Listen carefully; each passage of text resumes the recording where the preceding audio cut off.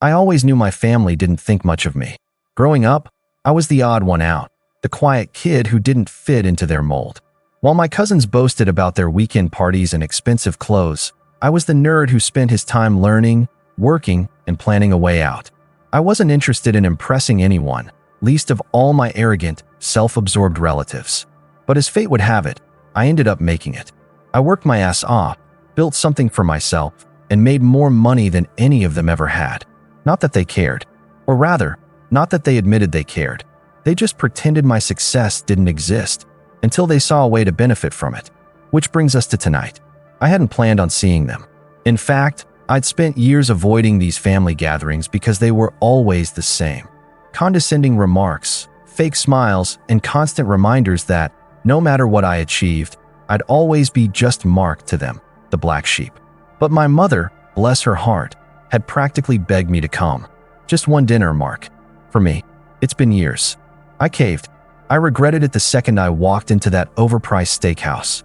The entire extended family was already seated at a long, candlelit table, laughing and talking like something out of a movie. My cousin Jason, my biggest tormentor growing up, was in the center, grinning like he owned the place. The moment his eyes landed on me, that grin widened. Oh wow, look who decided to show up. Jason leaned back in his chair, his voice loud enough to turn a few heads. Didn't think you had time for us, big shot. I forced a polite smile and pulled out a chair near the end of the table. Jason frowned. Sorry, Mark, but that seat's taken. I glanced around. The only empty seats were next to Jason or his equally smug sister, Rachel. I reached for a different chair, but Rachel rolled her eyes. That one too. I blinked. You're kidding. Jason chuckled and leaned forward, resting his elbows on the table. Mark, this table is for family. You can find a spot outside. Laughter. Not from everyone, but from enough people to make my jaw tighten. My mother looked uncomfortable, but she didn't say anything. She never did.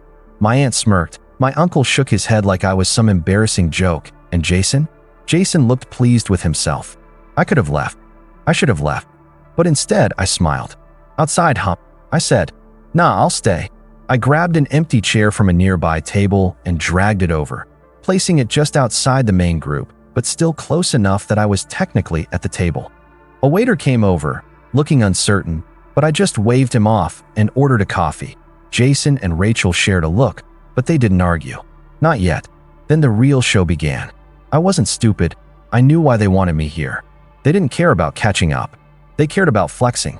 All throughout dinner, they made a show of ordering the most expensive things on the menu. I'll take the Wagyu, Jason announced, flipping the menu shut. And the lobster. Oh, and another round of drinks for everyone. He shot me a smirk. We're celebrating, after all. Rachel grinned. Yeah, we should really enjoy ourselves tonight. Desserts too, my uncle chimed in. Get the most expensive ones. The waiters kept coming, and the bill kept climbing. I said nothing. I just sipped my coffee, watching them with an amused expression. Then, when the plates were empty, the wine glasses drained, and everyone was lounging back with satisfied sighs, the waiter arrived with the bill, $3, $2.47. He placed it directly in front of me. Jason stretched lazily. You got this right, Mark? Rachel giggled. Come on, it's nothing to you. Silence. The entire table was looking at me now, waiting. I let the moment stretch, then slowly picked up the bill, glancing over it like I actually cared about the total. Then I chuckled. A soft, knowing sound. Jason frowned. What's so funny? I leaned back, took another sip of my coffee, and grinned. Oh, I said. You guys have no idea who's covering it tonight. And with that, I placed the bill back down, right in front of Jason. Jason stared at the bill, blinking a few times as if trying to make sense of what just happened. I leaned back, looking completely at ease, watching the confusion spread across the table like wildfire. Wait, you're serious? Jason's voice dropped slightly, but there was a nervous edge to it now. His grin faltered, just for a second. I didn't respond immediately. Instead, I took another slow sip of my coffee, watching his expression shift from confusion to realization, then to something far darker. Rachel, noticing the change, gave Jason a quick nudge. Isn't your company doing well, Mark? She asked sweetly, the edge of sarcasm nearly unnoticeable. Surely a little dinner like this won't put a dent in your wallet. There it was. The expectation, the assumption that I had to pay for their indulgence. just because I was the successful one. They didn't care about the effort it took to get here. They didn't care that I busted my ass for years building my own business from the ground up. All they cared about was the money they thought I should share with them. But this wasn't just about money. No, this was about them thinking they could get away with treating me like dirt while benefiting from my success. Jason tried again, his voice now more forceful, though his smile was more a tight grimace. Come on, Mark. You know you can afford it. He looked at the waiter and back at me, like he was about to give me one last chance to be the nice guy. The bill's huge, but you're a businessman, right? Just swipe that card and call it a night. My mother, who had been silent up until now, shifted uncomfortably in her seat. Mark, honey, please. It's just a dinner. It's a family gathering, and you know how they are. Her voice trailed off, as if she was trying to keep the peace, but I could tell she wasn't entirely on their side. My mother had always been the peacemaker, the one who never wanted to rock the boat. But this time, I could feel the frustration bubbling beneath the surface, the way she knew I was being taken advantage of, but didn't have the courage to say anything. I set the coffee cup down gently and looked around at the faces staring at me. My uncle, his big belly spilling over the top of his chair, was now leaning forward, his voice gruff. Look, Mark, I don't know what's going on with you, but don't act like we don't know your situation. You've been making bank for months now.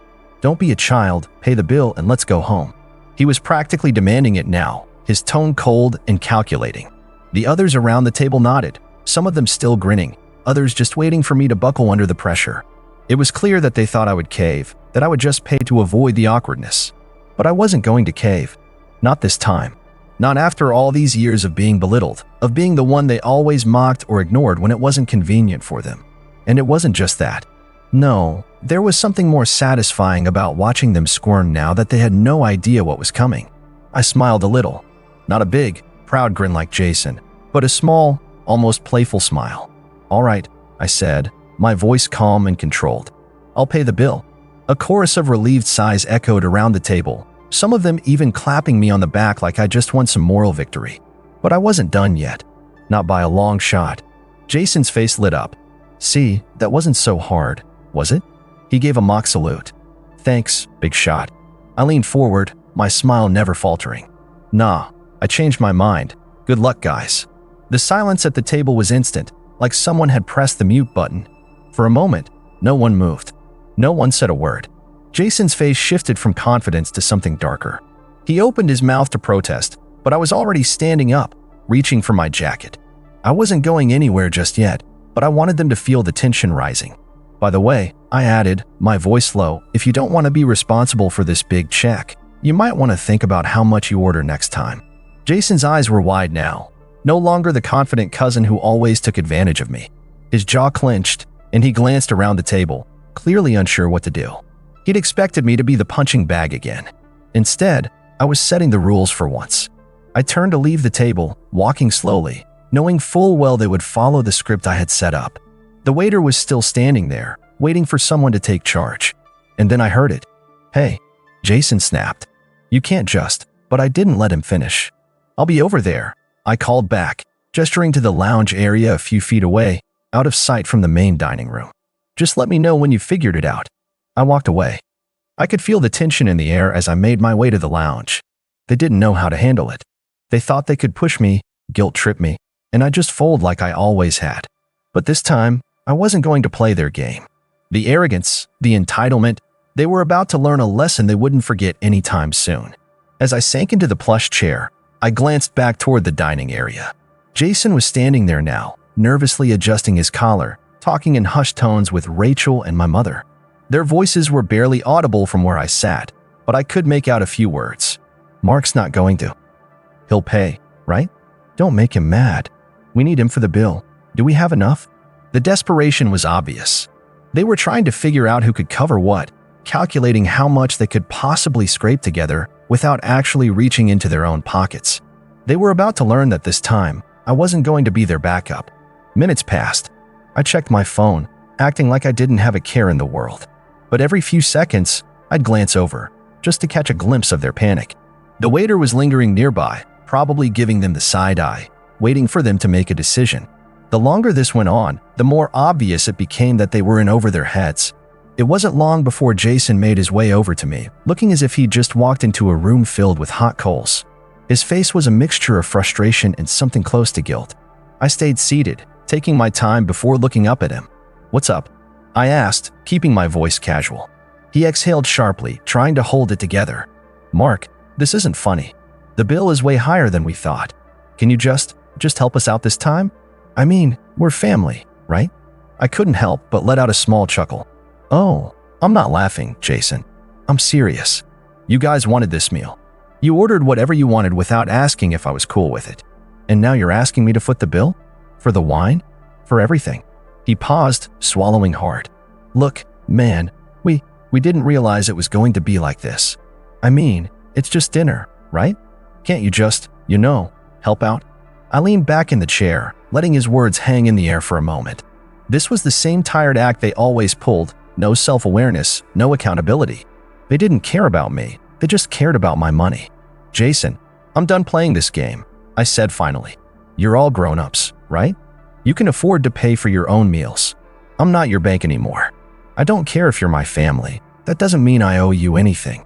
His expression shifted from desperation to something more defensive, his eyes narrowing. "You're going to let us pay for all of this? After everything we've done for you? After all the times we've been there for you?" I shot him a flat look. "What? You mean all the times you've asked me to pay for everything while you sat back and acted like I owed you something? That doesn't count as being there for me, Jason." Behind him, Rachel and my mother were watching closely, and I could tell they were growing more and more anxious by the second. They knew this wasn't going how they'd planned. I could see the wheels turning in Rachel's head, probably trying to figure out some way to manipulate the situation. My mom, on the other hand, looked more panicked than I'd ever seen her. "Well, we can't just leave, can we?" Rachel's voice was high-pitched now, cracking with stress. "I mean, we're not going to just walk away from a $3,000 bill. That would be insane." I raised an eyebrow. "No one's walking away, Rachel. You guys are staying and paying. I'm done with this charade. I don't care if you're my family. You've been taking advantage of me for years, and I'm done." Jason's face was turning red now, frustration bubbling up to the surface. "You can't be serious. You're just going to let us suffer here? We're stuck with the bill, Mark, and I'm stuck with the bill? You think I'm the one who made those choices?" I interrupted. "You all decided what you were ordering. You made the choices, now live with the consequences." Rachel opened her mouth to argue, but my mother cut her off, her voice trembling. "Mark, please. This isn't the time for this. We're family, remember? Just help us out. You can afford it." Her words hung in the air like a weight. They knew I could afford it. That's the thing. They knew how much I was making, how successful I'd become. But they never saw that success as something I'd earned. No, they just saw it as an opportunity to mooch off me. I stood up slowly, straightening my jacket. "No, I can't afford it, Mom. You can. Jason can. Rachel can. But I'm not covering your mess this time." I turned toward the waiter, who had been hovering nearby, clearly aware of what was going on. I caught his eye and gave him a quick nod, signaling that I was done. And just like that, I walked toward the exit, not looking back. I heard the murmurs as I stepped out of the lounge and into the cool evening air. I didn't look back. The sound of footsteps following me made my pace slow, but I wasn't about to turn around. They dug their own hole. Now, it was time to see how deep they'd have to dig to get out of it. It wasn't long before I reached the parking lot, my hands stuffed in my pockets as I stood there, staring at my car. I could hear the clatter of heels approaching and then Rachel's voice calling my name. "Mark, wait." I didn't respond. My heart rate was steady. I was calm, but I could hear her desperation, how she was trying to pull me back into their drama. I didn't want to play this game anymore. "Mark," she called again, her voice shaking. "You can't just leave. Please, this is serious." I turned around, cutting her off mid-sentence. "You think I don't know what's serious, Rachel? You think I don't know exactly what you're doing?" She stopped in her tracks, and for a moment, there was silence. The wind rustled through the trees, and I could feel the tension between us. She was struggling to find words, but I wasn't going to let her. Not this time. "You've been using me for years," I said, my voice quiet but firm. "Every time something comes up, it's, 'Mark, you'll cover this, right?' It's never, 'Hey, Mark, how are you?' It's always been about what I can do for you." "Well, I'm done." Her eyes flickered, and I could see the guilt flash across her face before she quickly masked it with an angry expression. You can't just leave us hanging like this. She snapped, her voice growing louder. We need you. You can't just walk away from family when we're in a tough spot. I felt my jaw tighten, but I forced myself to stay calm. I'm not walking away from family, Rachel. I'm walking away from your entitlement. This isn't family. This is manipulation. And I'm done letting you use me. For a moment, she just stood there, her face flushed, trying to figure out what to say next. But before she could respond, I saw Jason and my mom emerge from the restaurant, looking frantic. Jason's shirt was half untucked, and he looked like he'd been running. My mom's expression was a mixture of guilt and panic, her eyes wide as she spotted me standing there, just out of reach. Mark, please, we don't know what we're going to do, my mom said, her voice cracking. We can't afford this. You're the only one who can help us. Her words hit me, but not in the way she expected. I felt a strange, almost detached satisfaction as I watched their desperation unfold. They had pushed me for so long, and now they were realizing that there was a cost to everything. You think I'm just going to bail you out again, huh?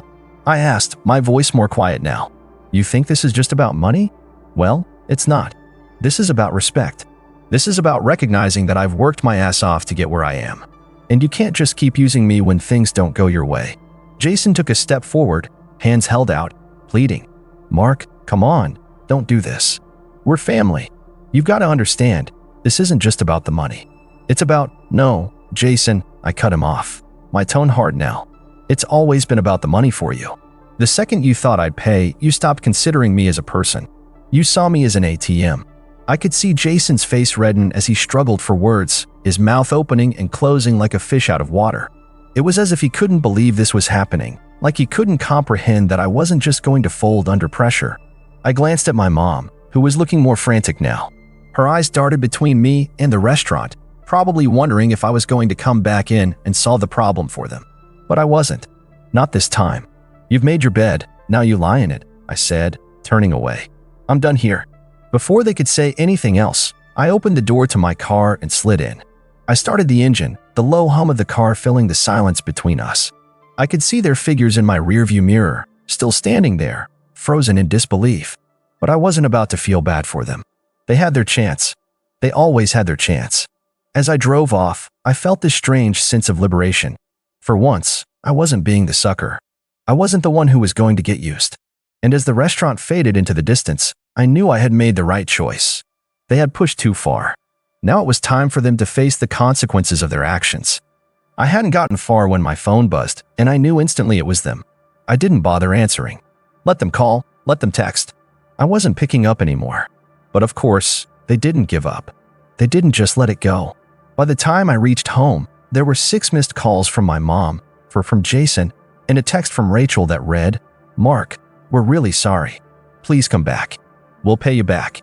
Please don't leave us like this. I stared at the text for a long moment, my fingers hovering over the keyboard, but I didn't reply. I didn't need to.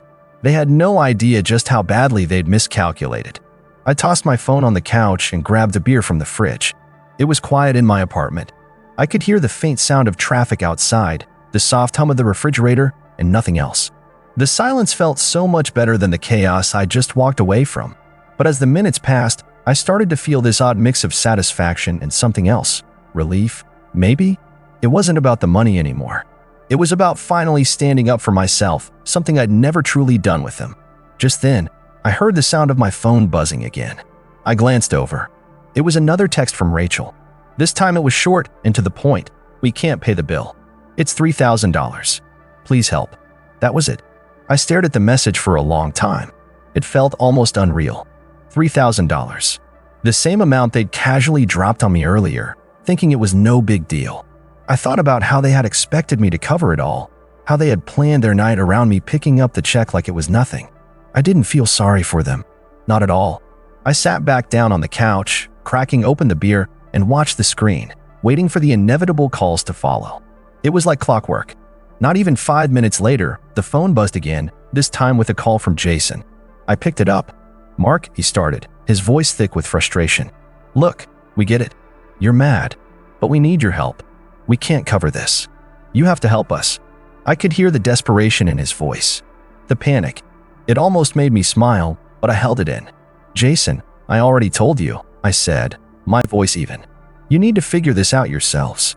You've got yourselves into this mess. It's not my problem. But Mark, you don't understand. This is family. Jason snapped, his words rushing together. You're just going to leave us to deal with this on our own? After everything we've been through? Everything we've been through? I repeated, incredulous. You mean the years of you all treating me like an ATM? The endless requests for help that always came with strings attached? That's what you mean. There was a pause on the other end, then a long sigh. I didn't mean it like that, Mark. Please, we're not using you. We just need help. Help? I said. What I've been giving you isn't help, Jason. It's enabling. And you know what? You'll figure it out. You're grown adults. If I keep bailing you out, you'll never learn. The silence that followed was heavy. He didn't argue anymore. I knew he understood what I was saying, even if he didn't want to admit it. Good luck, Jason, I said, my tone colder now. You'll need it. I hung up before he could say anything else. The rest of the night passed quietly. I enjoyed my beer, put on a movie, and let everything unfold. Sure enough, I got one last text from my mom, reading, Mark, please. If you're still upset, we'll make it up to you. Just please come back and pay the bill. But I didn't reply. They were on their own now. The next day, I learned they hadn't been able to pay the bill and had to make some embarrassing calls to their own friends for help. I heard they even had to take out a loan to cover part of it. The worst part? The manager of the restaurant had called them out for trying to play the family card and using people to cover their irresponsible spending. They were humiliated. And me? I didn't feel an ounce of guilt. In the end, the real payoff wasn't the money or the satisfaction of watching them struggle. It was the fact that for once, I had taken control. I had finally drawn the line, and that was worth way more than any meal I could have paid for.